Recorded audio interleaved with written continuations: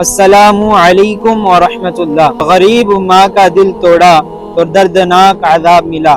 مراد مصطفیٰ امیر المؤمنین حضرت عمر فاروق اعظم رضی اللہ تعالی عنہ کے عدالت میں ایک سوداگر تھا۔ ایک روز اس کی ماں اپنے خرچے کے لیے اس کے پاس کچھ مانگنے آئی تو اس کی بیوی نے کہا کہ آپ کی ماں ہم سے ہر روز اسی طرح مانگ کر ہم کو محتاج بنا دینا چاہتی ہے۔ غریب ماں یہ سن کر روتے ہوئے چلی گئی اور بیٹے نے اسے کچھ نہ دیا۔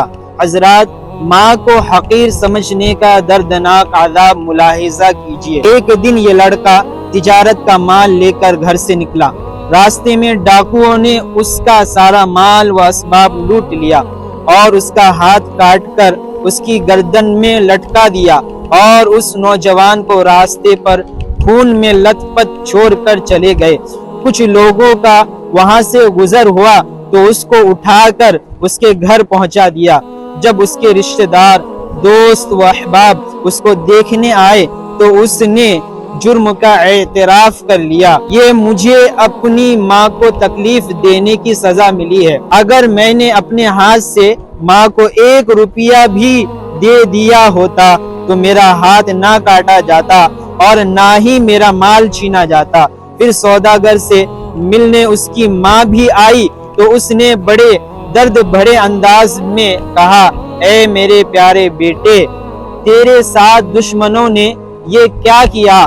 تو بیٹے نے کہا کہ امی جان، میرے ساتھ یہ سب کچھ آپ کو تکلیف دینے کی وجہ سے ہوا ہے، آپ مجھ سے خوش ہو جائے۔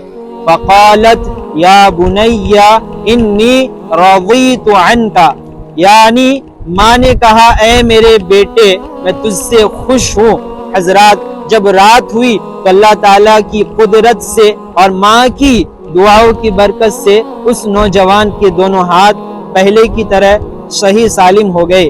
اے ایمان والو، اس واقعہ سے ہمیں یہ بھی سبق ملتا ہے کہ ماں کو ناراض کرنے کا عذاب کتنا دردناک ہوتا ہے اور وہ عذاب اس دنیا ہی میں اٹھانا پڑتا ہے۔